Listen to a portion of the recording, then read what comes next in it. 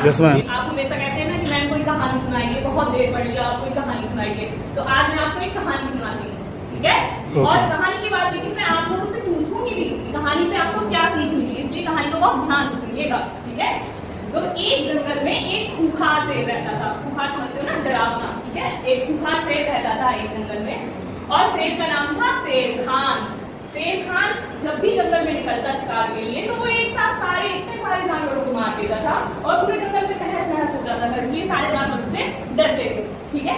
तो सारे जानवरों ने एक बार सोचा कि क्यों ना हम शेर खान के पास जाएं और इसका कुछ उपाय सोच करके उनसे बात करें। तो सारे जानवरों ने ये प्लानिंग की कि हम शेर खान से ये कहेंगे कि वो जंगल में शिकार के लिए ना निकले, जब भी उनके भोजन के प्रबंध के लिए हम उनके हर रोज एक जानवर भेज दिया करेंगे, ठीक है? तो सारे जानवर एक साथ शेर खान के पास पहुंचे।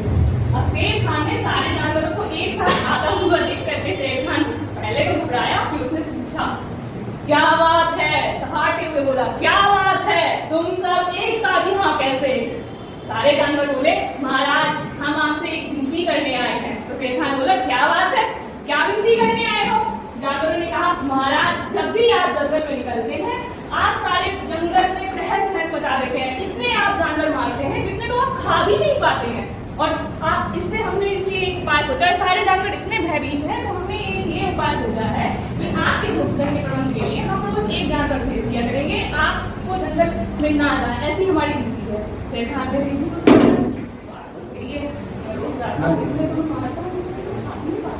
तो उसने कहा, शेर ने कहा ठीक है, आगे वो एकदम अपना ठीक है मेरे भोजन के लिए रोज एक जानवर आ जाना चाहिए, अगर जानवर नहीं आया तो मैं सारे जंगल में तहस नहस मचा दूंगा, सारे जानवर इस बार नहीं मारे। अब क्या हुआ, धीरे धीरे रोज एक करके एक जानवर शेर के भोजन के लिए जाने लगा।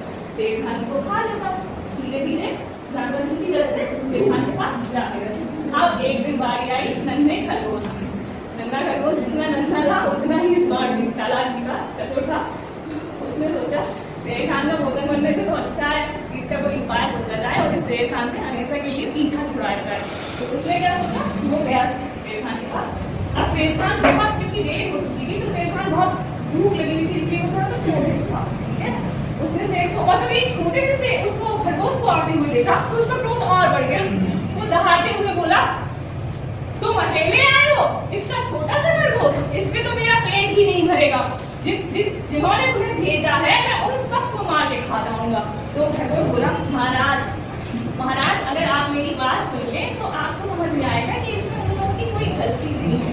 तो शेर खान बोले क्या बात है महाराज, दरअसल उन्होंने तो आपके भोजन के लिए 6 खरगोश भेजे थे, लेकिन रास्ते में हमें एक दूसरा शेर मिल गया, उस दूसरे शेर ने उन 5 खरगोशों को खा लिया, मैं किसी तरह से अपनी जान बचा करके यहाँ तक पहुंचा हूँ।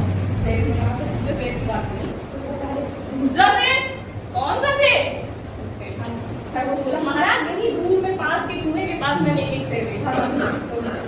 अब धीरे धीरे खरगोश शेर खान को ले जा रहा है, जा रहे हैं।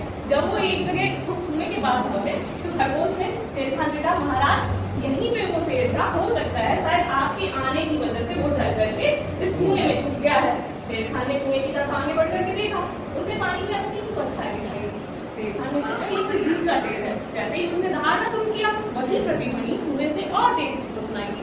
उसको लगा कि ये शेर भी दहाड़ रहा है, शेर और गुस्से में लाल हो गया। उसने उस शेर को मारने के चक्कर में कुएं में छलांग लगा दी।